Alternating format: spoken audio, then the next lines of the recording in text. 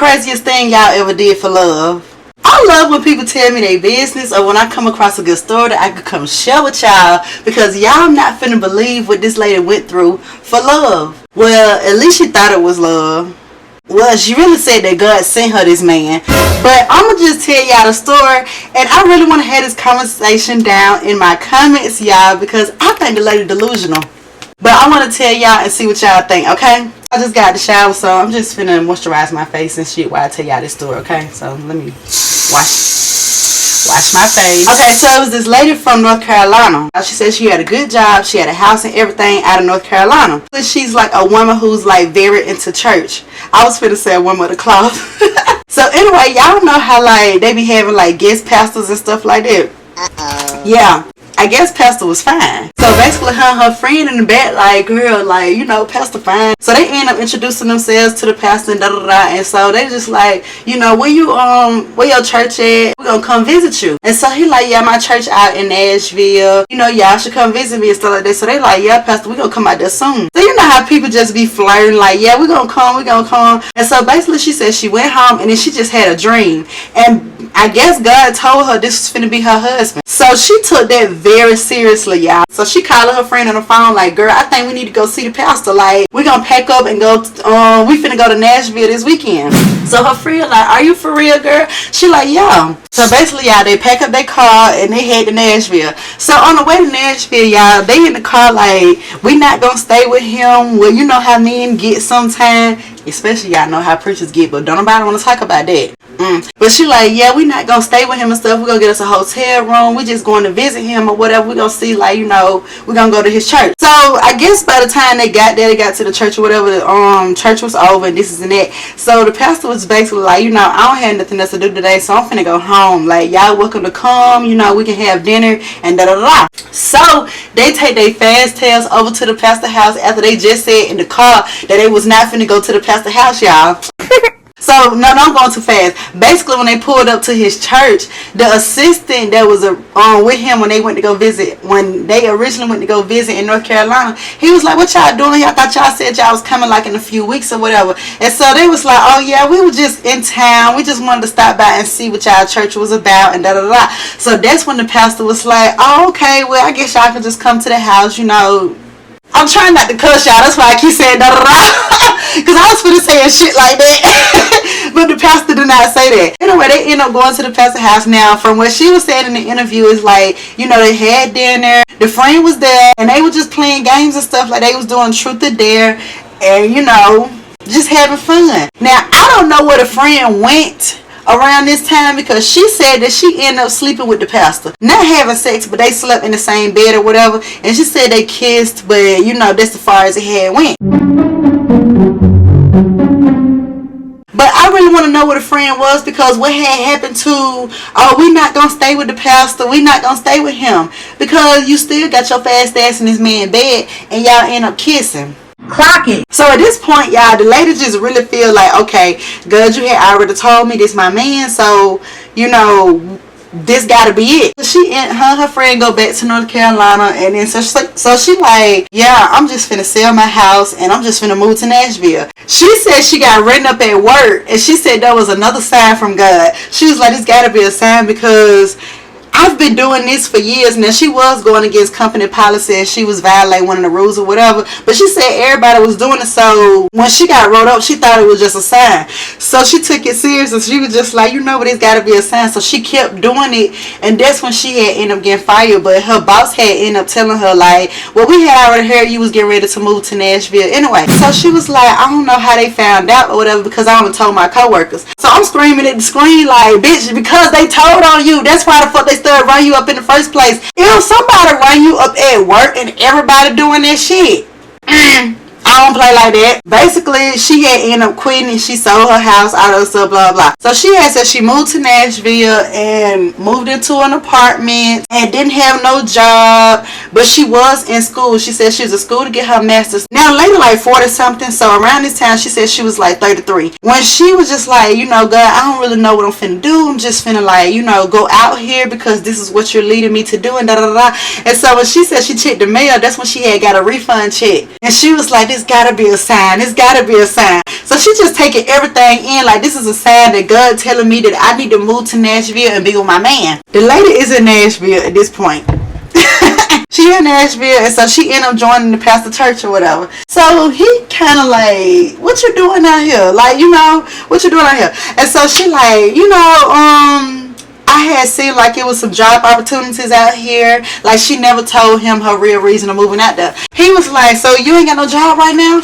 And so she was just like, no, not right now, but you know, something to come, something to come. And so basically she said they was still hanging out, and you know, she said she joined the church and all that other stuff. But she never made it seem like, you know, she had liked him. So anyway, what had happened? Damn. So basically she had said that she used to work at Bell South. Now if y'all don't know what Bell South is where AT&T is. Singular was like a cell phone company before AT&T, and Bell South was just a phone company. They was a landline company. So basically she had said that she used to work at Bell South back in North Carolina, and so she was getting these emails or whatever like, you know, your old job is available, you could come back and da da da da. She said it was just a couple months in or whatever, because she had paid up her rent for, you know, with her refund check.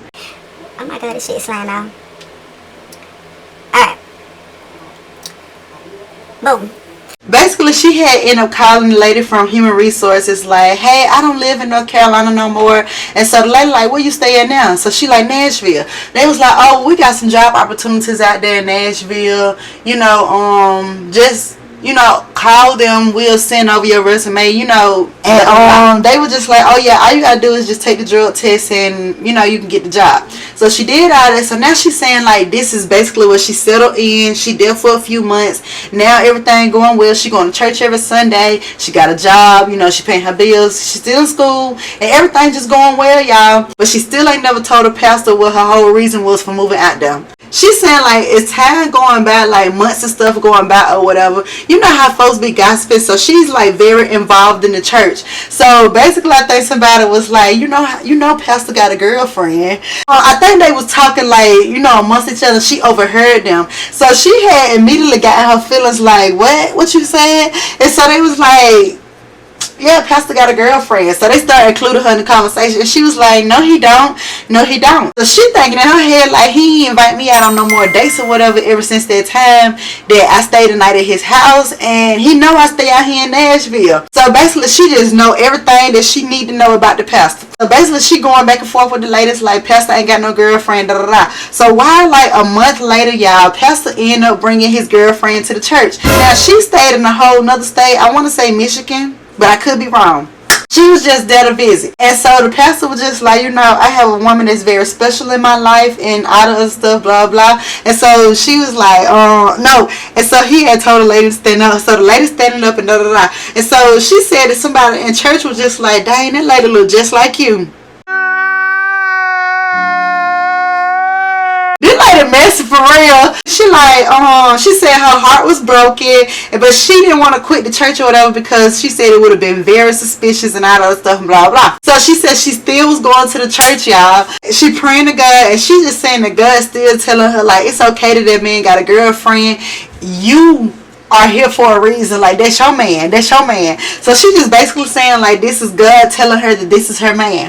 A couple of more months go by, this is and that, y'all. The lady had ended up moving down there, and the man ended up marrying the pastor ended up marrying that lady, and so they moving together. And so now the lady's the first lady of the church. So she said she was holding somebody's baby and stuff one day, and so first lady came up behind her and was just like, that's a beautiful baby. She just started playing with the baby like, it's a beautiful baby. Hell no. So she gave the lady back to she gave the baby back to the mama, and she walked away. She didn't say nothing to the lady or nothing like that, because now it's like she got some type of secret beef with the lady, and the lady don't even know who the fuck she is. The lady just living her fucking life, being, you know, a preacher's wife. She said she was still at the church, but she just kept saying like, God was just telling her like, you know, don't leave, he's gonna be yours, he's gonna be yours. Damn, y'all, my light went out. Hold on. Ooh, hold on. Damn, my light don't want to stay on. What wrong? That is so freaking lame. Okay, let's take this to the I'll take, no, don't worry about it. 1 second, y'all. Alright, so where I left off at, y'all, she said basically her last straw was when the lady had ended up getting pregnant. I'm ready to get the fuck ASAP after this shit. And they had the baby on her birthday. They had the baby on this lady's birthday or whatever. So she was like, at that point, she had ended up leaving the church. She left her apartment and ended up moving back home. Now, imagine she from North Carolina, but she really like from a hometown or whatever. So she kind of went back to where she kind of grew up from or whatever. And she said she was just so uncomfortable there. She was only there for like 3 weeks or whatever at the most. Basically, she something about this light is not. She said she was there for like 3 weeks or whatever. She just couldn't take it. And God was just like, look, you moved too far back. Like, go back to North Carolina. She said she ended up moving back to North Carolina and, you know, started her life over or whatever. And so now I think she said she's a banker or, you know, a bank teller and stuff like that. And so basically she like, you know how people always want their parents' approval or something like that. So she had said her daddy had called her and he was just like, you know, how you doing? And this is that. And she was just like, Daddy, I'm working with people who make like $150,000, $200,000 and da da da. He was just like, oh, okay, you know, that sound like your brother. She didn't have a close relationship with her brother now, so she had ended up writing him on Facebook like, what this is that Daddy talk about that you invested in. And so he was just like, let me call you and I'm gonna put you on. She ended up quitting her job and now her and her family and them, they inside of this like gaming company or some shit like that. Like they got their own little business. And she said she make a lot of money. Y'all the fucking plot of this, y'all. She was going through this shit for 8 years. It took her 8 years to leave this man alone. And the whole time she just kept saying like God was telling her this her husband, this her husband. And it's like God ain't telling you somebody else's husband is your husband. Like now my thing that was funny to me was the fact that the lady was looking like her. I would have left the church then. I think she said like, you know, she was still trying to like, you know, get her groove and shit back, da da da, because she was just so invested inside of this man. So I think she wrote a book, or she said she did a magazine or something like that. I think her friend that's in North Carolina with her, I think they had got contact with somebody out of Tennessee. And so long story short, the pastor had ended up finding out about the story that she had ended up writing about him and stuff like that. So he telling everybody in the church like, this lady is delusional, she's crazy, she's deranged, not other stuff, blah blah. I guess when they get back to her, she like, you know, she called this man and explained and this and that. But it's just like, no, like you really did a lot. Like you really did a lot. And then you wrote about it or whatever. And now the man, you know, basically trying to save his marriage behind some, you know, it was a lot. It was a lot. She sounded delusional the whole freaking time. But I really want to know what y'all think. Now, I do have questions or whatever, so a part of me, because I think she had ended up doing 2 interviews, but I had only watched one of them.